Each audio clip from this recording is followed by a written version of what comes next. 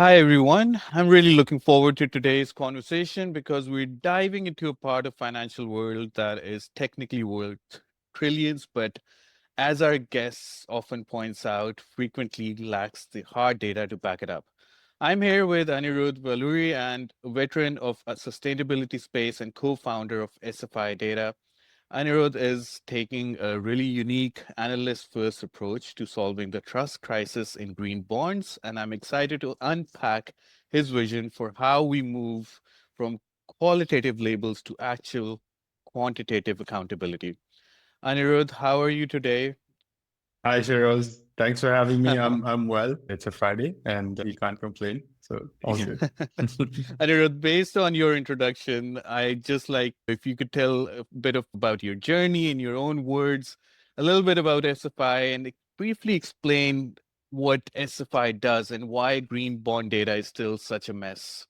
Sure, happy to. So I'm based here in Amsterdam. I've been here in the Netherlands for close to 6 years now. But my background is, as the case with many people from the subcontinent, in engineering. I studied in environmental engineering specifically, and then proceeded to work in the consulting space for a number of years back in India, specifically around environmental tech deployment, urban development, technology strategies. And about 5 years, 4 to 5 years in, I started to realize that really technology is a great way to it's a great tool to answer specific issues. But if you really kind of want to leverage a tool to do the right kind of work across the system, then you need to kind of go upstream and look at how financial mechanisms can help those tools meet their success. So Hmm. I moved here to the Netherlands 6 years ago, as I mentioned, and I've been in the sustainable finance space now for that time. Yeah. But yeah, just maybe getting into that first question. I started SFI Data, which is a company that focuses on green and sustainable bond data curated for investors last year. And it's a service and a platform that's aimed to um, to collect, clean, and curate green fixed income and socially sustainable fixed income data. Mhm. It's our focus with SFI Data has been to collect data both across the kind of issuance cycle, so pre-issuance and post-issuance, and the aim and this kind of idea came about based on my experience with the institutional investor space, where a lot of data is available online specifically for equity, but when it comes to kind of multi-asset portfolios for fixed income portfolios, the data is a bit more scattered. It's there, but it's Mhm. kind of scattered across a number of different PDFs. And so we thought, my co-founder and I, that we would be able to kind of solve a specific need there of collecting and kind of curating this data. Right. No, that's good to know. And like you said, the data, most of it that you're dealing with, it's still there, but it's more or less scattered around in different areas. And you utilize the technology and I believe the tools available to your company to make sure that that is all collated and structured in a way that is available to investors, specifically from your experience with institutional investors. That is where you felt the need was there for them to actually make the right decisions based on the available information. So where do investors struggle most today when Mhm. analyzing green bonds? Where do you find, like from your experience before SFI and at SFI, where is that gap that Yeah. you're looking to fill? Yeah. Investors are I've had experience now working with European and UK investors predominantly. And you could say that investors in this region are one of the most advanced when it comes to integrating sustainability data into their investment decisions.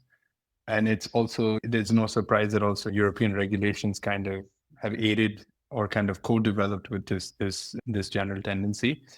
But in general, investors struggle across three specific areas for fixed income data, and that's comparability. Can they kind of compare two different instruments in the right way? Credibility. How good is the reported data that they're looking at for these fixed income instruments? And then the time spent on kind of sorting this stuff out. Because when it comes to an institutional investor's kind of process, it's not just about collecting the data, but you need to kind of align it with your ESG policy.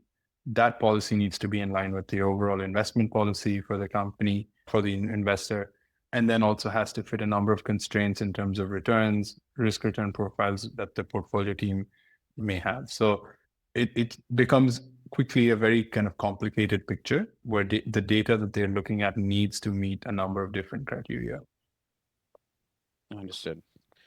So the European regulation complementing all of this as well. And between the EU Green Bond Standard and SFDR, regulators are clearly trying to fix this.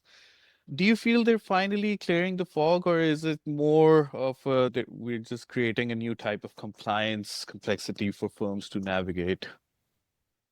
It's a bit of both, right? And maybe that's kind of an easy way out of your question, but in effect, what regulation has helped with, predominantly in the equity space over the last half decade or decade or so, has been with setting a baseline for disclosure. So making sure that issuers and investors disclose the right kind of data when it comes to equity investments, when it comes to companies specifically. The fixed income space has been a bit slower on that. And so things like the EU Green Bond Standard that you just mentioned kind of rolled in a bit later, after the EU taxonomy was set in, after SFDR kind of has already been embedded. CSRD is picked up as well. So the fixed income market is a bit of a late entrant to the overall regulatory disclosure space in general. That being said, it kind of, while establishing a kind of baseline amount of disclosure needs, the EU Green Bond Standard is still quite strict. And so you haven't seen a lot of issuers actually adopt it when they issue bonds yet.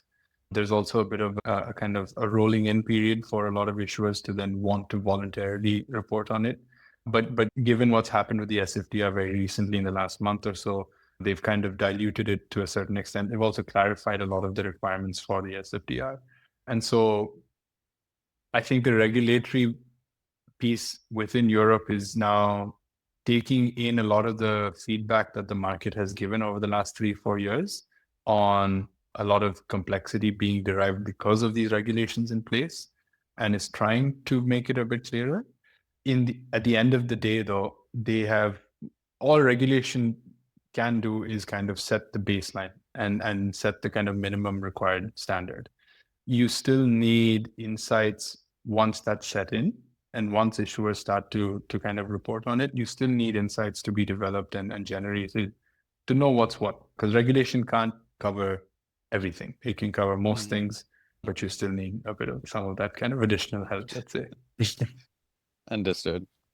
Speaking of regulations as well, how about geopolitics? You've recently talked about Europe's balancing act between managing debt and building resilience. How do you feel the geopolitics currently is reshaping the capital allocation in Europe right now? Yeah. It's we're living in very interesting times. I think everyone kind of acknowledges that. Anyone who's following the news anyway.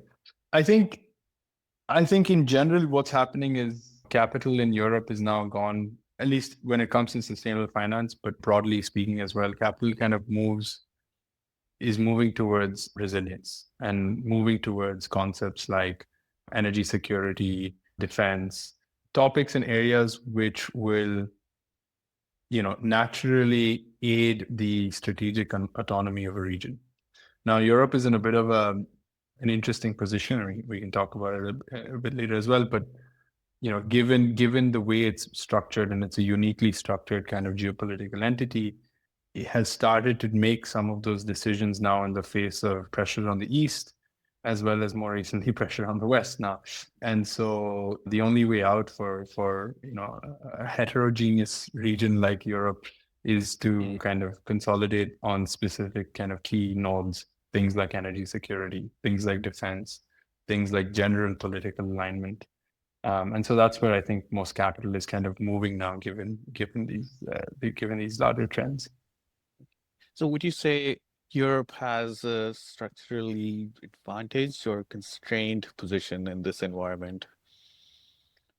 I think it's got some advantages and some disadvantages like every region has. I'm reminded of there's as someone who reads history a lot or likes to kind of look into history, I'm reminded of kind of the the the balance of power between the Byzantine Empire and the Sassanid Empire, Hmm. and how the Rashidun Caliphate kind of emerged Yeah. as a victorious entity there, which was not really kind of on equal footing at that time. Hmm. But I think this is the era of great power rivalry, but also middle powers or powers that are not kind of in that competition, who can play their cards right in the medium term, may emerge as very stable states in the next Yeah. 2 decades or so. Europe has a couple of advantages. I think it's got long-term view when it comes to it's got a long-term view when it comes to capital. It's got a lot of spending capacity. It's got a high GDP per capita, one of the highest in the world, and it looks at these things as maybe a mature investment economy would look at. The disadvantages for Europe are that it's kind of in the middle of these larger power games. It's not really, it struggles when it comes to coordination, for example. Hmm. It needs, and it looks like it's getting it, it needs some kind of potentially external pressure to kind of consolidate from within, whether it comes to, as we mentioned, energy policies, grid The resilience, defense and yeah. defense, exactly. So that's kind of, I think, Europe's kind of situation. You're also seeing them sign trade agreements, bilateral trade agreements for the first time in decades. The Mercosur trade agreement that got signed a week ago, the Indian FTA is expected to be signed later this month. These were deals that were kind of stalled for years and years, and now suddenly Hmm. it's one after the other. So there, I think Europe is waking up to this new reality that it finds itself in. Okay. So very briefly, where do you think now, what does this mean for sustainability and impact investing specifically, Yeah. given the geopolitical situation? And whereas we've talked about a bit of advantages of this position for Europe as well as the disadvantages, but what Yeah. does it mean for sustainability and impact investing now? Well, I think the good news is the EU has a regulatory and institutional setup that's very well embedded already. Given all of its faults and kind of all of the complaints you hear about Europe being kind of a regulatory watchdog instead of an innovation watchdog, that is still a strength. And that's a strength because now it enables capital that is targeted at sustainability issues to be directed within legalized processes towards areas that are material to Europe's future. So I think it will go sustainability in Europe and broadly across the world has been kind of tied to projected impact, ambitions, tied to things like UN SDGs, all still very relevant because you want to make changes that are ideally good for the world when it comes to impact. I think that will now change to moving towards resilience. So you're going to have capital shift towards things like, going from things like climate mitigation to climate adaptation, climate resilience. How do we kind of make sure we can continue at an optimum level despite the risks that we will face, despite wildfires, droughts, floods, you name it, from a environmental perspective, but also from a geopolitical perspective. So you're already kind of seeing defense funds being included as ESG in the last few years, given what's happening with Russia and Ukraine. European funds are now saying, well, you need ESG, you need defense if you want to care about ESG and you want to care about autonomy. So I think you'll start to see, and we're already starting to see a lot of this shift that capital isn't just directed towards ambitions, but Yeah. to realities as well. Okay. So do you think, like, from what I gathered, like ESG and the environment friendly policies have taken a backseat now, given all the geopolitical events that have taken place? Do you think the traditional ESG frameworks, they're no longer sufficient? Yeah, I think ESG was already on a bit of a on the tail end in the last Hmm. couple of years, and it's kind of naturally emerged into this, the end of the ESG cycle is kind of matched with the commencement of this kind of largely volatile, geopolitically volatile world. And I don't think that's not a coincidence. I think it's, ESG is kind of been traditionally focused on. So, well, maybe we can take a step back even. You had this kind of sustainable investing, let's say, wave through the SRI initiatives in the late 90s, early 2000s. This was kind of the big thing. You had CSR come up, corporate social responsibility. Mm-hmm. That then changed into ESG. And we saw the peak of ESG maybe in the early 2020s, late 2010s. Mm-hmm. And so now we're kind of in this kind of end phase of ESG. And ESG as a concept has been largely misunderstood by a lot of political parties, specifically on the West, on the right in the West, because they conflate ESG with non-value added investing, whereas ESG is essentially non-financial risk assessment, Right. as it's known more broadly. Impact investing is a whole different bucket, but it kind of gets clubbed together. But maybe getting back to your question, which is ESG is focused on attributes. It's focused on assets, attributes, and the kind of policies that might be relevant to a specific asset. But it doesn't really look at a broader system. And so it would be similar to saying, okay, well, I have a potted plant at home. ESG would be able to tell you that the plant's leaves are brown, the plant is wilting, and that's it. It might say things like, if you really looked into it, you might say, well, there's not been a lot of sun, things like that. So very attribute specific. Yeah. Whereas I think the next phase for ESG is going to move into systemic investing, systemic impact, but also systemic risk. And that might look like, in that analogy, a bit more like, well, a soil that's nutrient deficient causes wilting plants. Sunlight less than a certain amount of lumens, let's say, will not be sufficient for this kind of plant. So building those relationships of cause and effect are probably where I see the next phase of sustainable finance going. I love the example of the plant and the pot, and specifically around the environmental framework that we're talking about. But I'll just pick up on the systemic risk. What exactly do you mean by systemic risk in practical terms? And how does systemic risk actually show up for investors? Yeah. Well, so systemic risk, there's a number of really intelligent, driven people out there working on systemic investing as a concept. Systemic risk, I would categorize it as when outcomes are being driven by the behavior of a system. So for an investor, this no longer looks like, I think an asset is good in and of itself or bad in and of itself, and it has certain issues that it needs to consider, but I'm investing in the asset.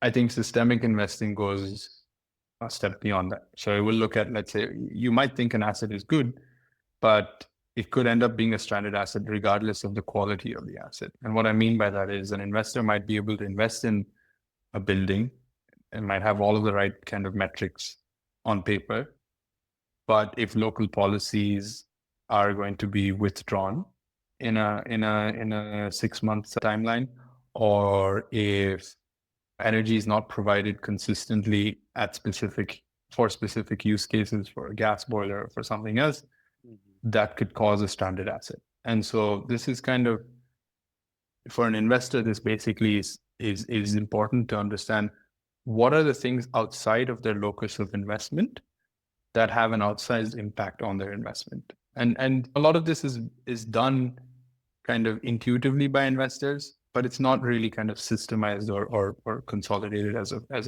metric or a view. There's no standardization on how they approach there, but it's more like they would follow their gut feeling, or they would follow some of the knowledge that's already been obtained. So can you give me an example where, let's say, ESG metrics looked fine, but the underlying system was fragile? Yes. So we could take the example of renewables being installed for within a larger grid, a larger electricity grid. A wind farm, a solar farm scores really well on ESG metrics, and it should, because as an asset, it's great. It's fairly resilient. A wind turbine's fairly resilient. A solar panel is also quite easy to maintain. The cost of installation is very low. But all of these assets could still fail as an investment if the grid that they're connected to can't take that energy, redistribute it in the right way, have the right agencies coordinate on understanding whether or not to share that load between jurisdictions. You might have a wind farm producing a lot of energy in the Netherlands, overloading the transmission system and the grid in the Netherlands, and the Netherlands not being able to share that energy with its neighboring countries because their grids aren't up to speed, or the time it takes to kind of coordinate that transmission layer is too long. And so what actually has happened in the Netherlands is that wind farms are shut down voluntarily because of the lack of ability to kind of do this coordination.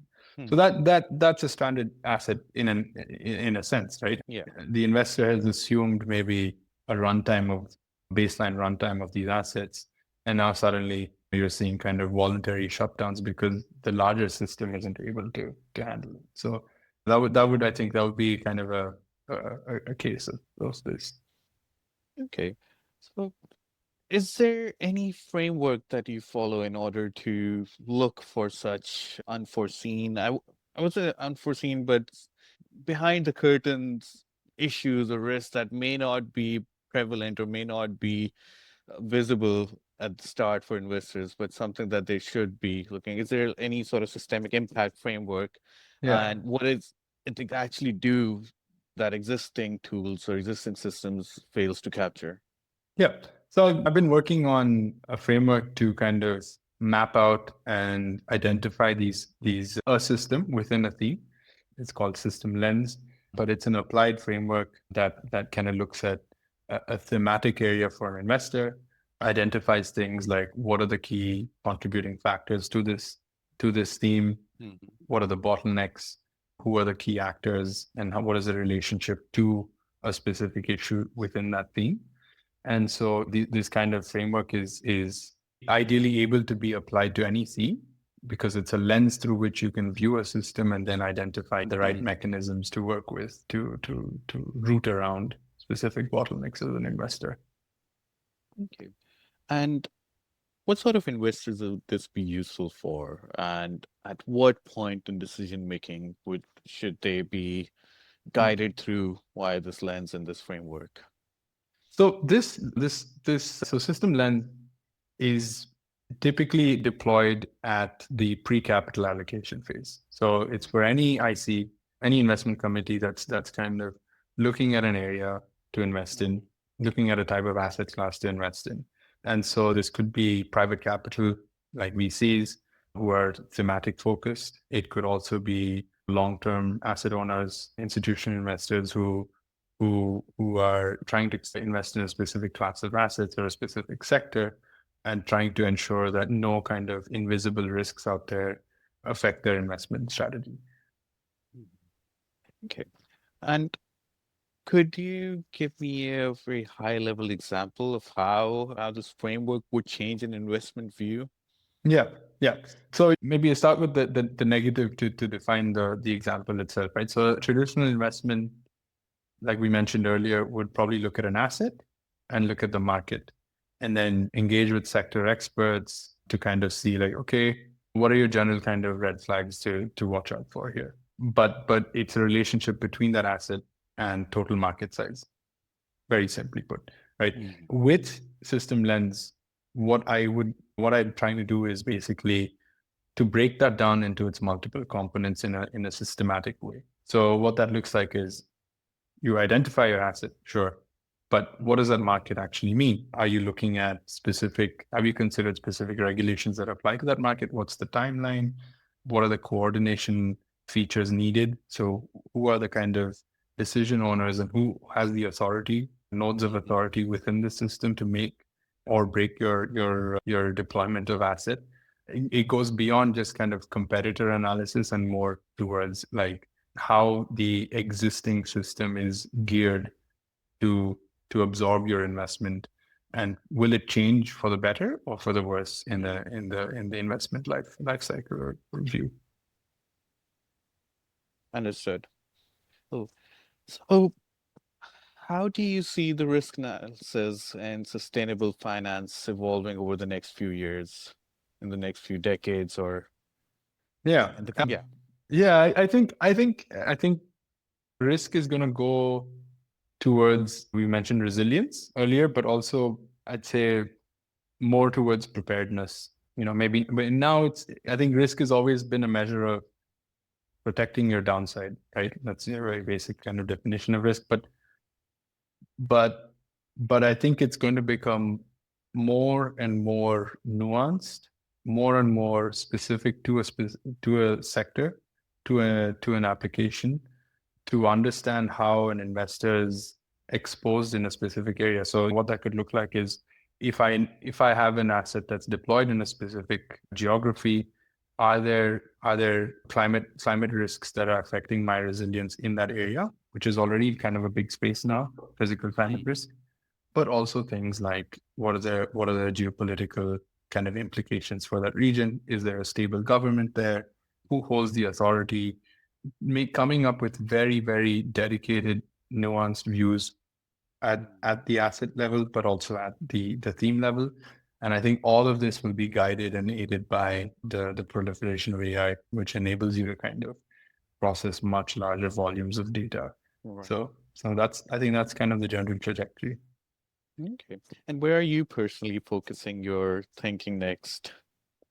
Well, I think it would be to kind of expand on the systemic risk angle. So I'll be using system lens to work with investors more broadly, but also maybe also kind of incorporating a bit more of artificial intelligence into that process. So it's not just about kind of integrating large sets of data manually or kind of plugging it in, but also to then supercharge that in a sense with Hmm. with artificial intelligence. Okay. Great. It's been fascinating to explore your views and your insights all within the ESG, the environmental, as well as the systemic risk space. Anirudh, it's been a pleasure speaking with you. I think there's a lot that I personally learned from this 20 to 30-minute conversation.